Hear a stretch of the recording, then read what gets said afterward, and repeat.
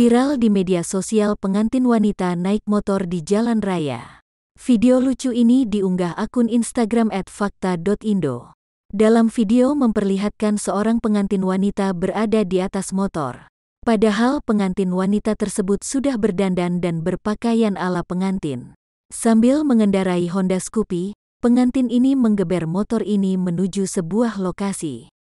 Hal tersebut langsung menjadi perhatian pengendara lain. Usut punya usut, wanita tersebut sedang menuju rumah pengantin pria. Diketahui sang pengantin pria ketiduran saat sebelum hari pernikahan mereka. Tak malu, pengantin wanita tersebut pun menjemput pengantin pria. Aksi pengantin wanita naik motor ini pun mendapat komentar dari warganet.